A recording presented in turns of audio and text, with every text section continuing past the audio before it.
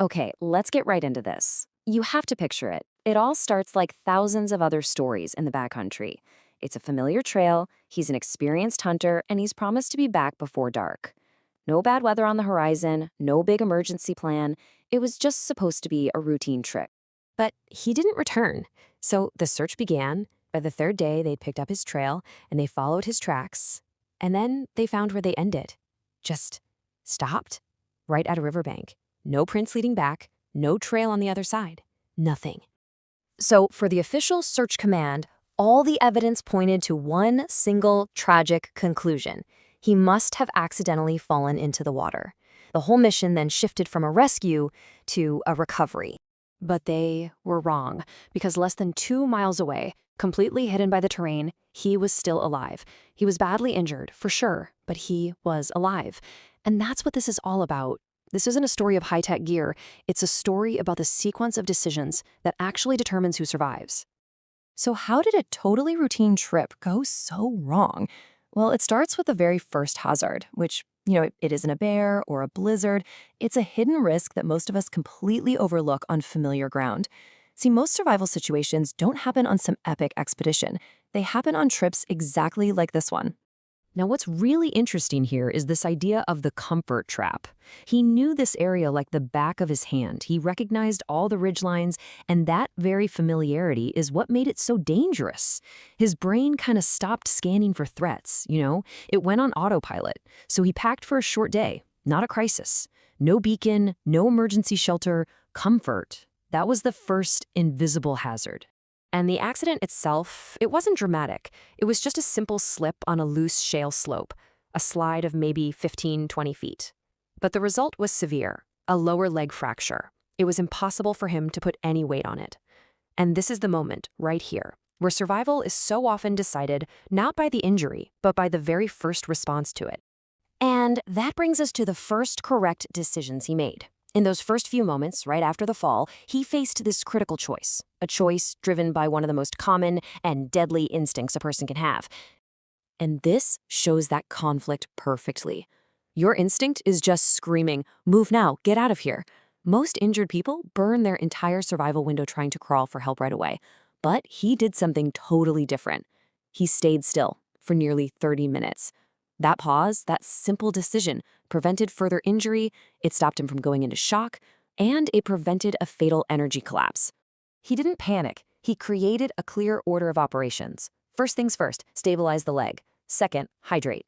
He actually used the sound of a stream as a compass to find water. And third, mobilize, by making a crude crutch from a branch. This methodical approach, this set the foundation for everything that came next. So, with those immediate needs met, the challenge shifted. Now it was a longer-term battle against the environment and his own body's limits. This part is all about the invisible math of survival. When a cold rain started to fall, and by the way, cold rain is often way more lethal than snow, he built a shelter. Now pay attention to the sequence here. Most people would try to build a roof first, right? But he blocked the wind first. That is the correct, though pretty counterintuitive, order. Wind chill will strip heat from your body faster than just about anything else. Okay, so he had 2 energy bars and half a sandwich. That's it. The temptation to try and find more food must have been immense, but he made a cold, hard calculation. The energy he would spend on an uncertain hunt was just a losing trade. So he chose to conserve calories. He shifted from a survival of movement to a survival of stillness. The physical challenges were obviously immense, but as the days started to wear on, the biggest battle became the one inside his own head. So on day 3, he heard an aircraft. His first instinct was to shout, but the sound was just swallowed by the terrain and the trees. After a second plane passed without hearing him, he made a critical strategic shift. He stopped trying to be heard, and he started trying to be seen. He started using reflection and contrast to create patterns. And then he hit the wall. Day 5 is actually a known psychological drop point in these situations. Time gets distorted, motivation just completely collapses. He later said that this one single day felt longer than all the others combined. This is the point where a lot of people just give up. So how did he fight it? It wasn't with motivation, it was with structure. He built a strict daily routine.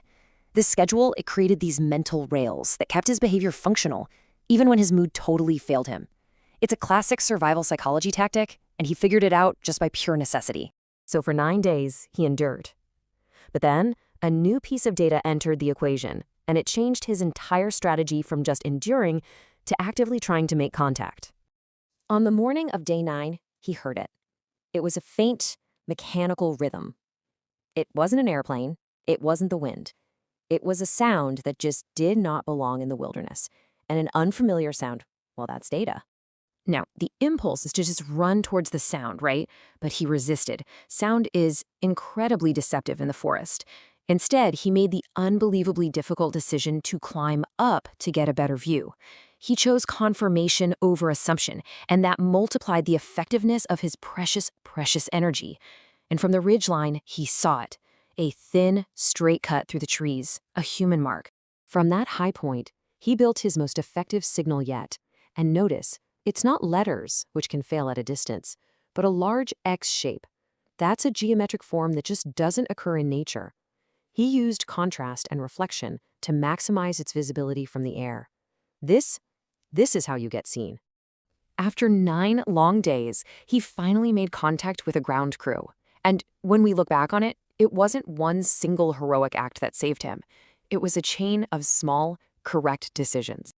It really all came down to the sequence. He stayed near water. He conserved energy. He built a routine to protect his mind. He used the right kind of signal. He moved with purpose, not with panic. And this is huge. He rested before he collapsed. Each decision was just a single link, but when you put them together, they formed an unbreakable chain. And this really brings us to the core lesson of his entire ordeal. Rescue isn't something you just wait for. You have to earn the time for it to find you. He didn't survive because rescue arrived. He survived long enough for that rescue to even be possible. Which leaves us with this one final thought. What is survival really? Is it just a passive act of waiting to be saved? Or is it an active, deliberate process of living? The difference between those two ideas? Well, that's everything.